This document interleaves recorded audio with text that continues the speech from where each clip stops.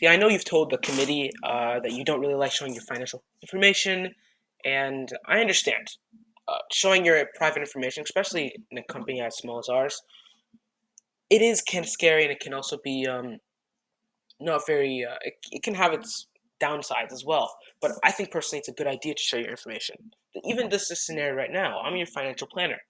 It's important and integral for me to know the financial info, to fully understand our company's financial position, and to fully help and advise you in our financial future. It's so integral that this happens because if it doesn't, how will people understand and how will I help and advise you?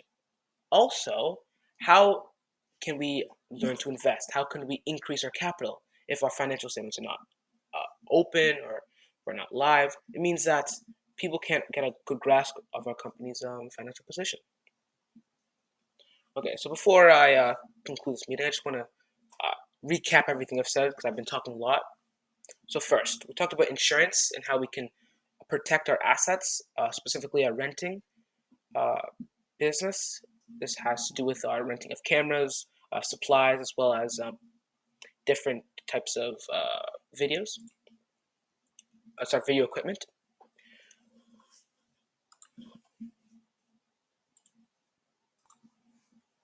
I'm sure you know that it's very important to protect the company's assets, and insurance can really help us with that.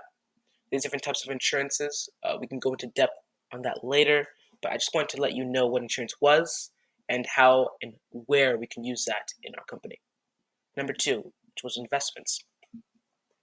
There are multiple types of investments, as I said before, but the investments that I've used in the past and the investments I think this company should use has to do with stocks and bonds, specifically stocks, which is what I am most versed in.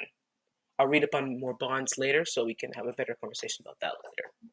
But the actual example I gave you of a stock was Amazon, which is a very expensive stock to buy, but is a very rapidly increasing one.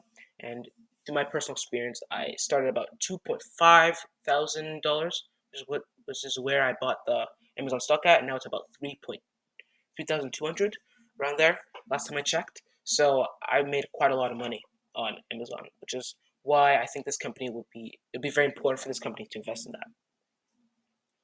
And I talked about marketization cap, which is just pretty much the value of a company. And the higher the value of the company, the more stable and steady that the stock will rise or fall. So it's important for a small company like us to focus on steady ones more than things that increase very rapidly. Then we just talked about the importance of financial planning, which is like understanding a few questions, which is what is our capital? You know our capital. Um, what do we want to do with our money? So what are our future goals, admirations? What do we need?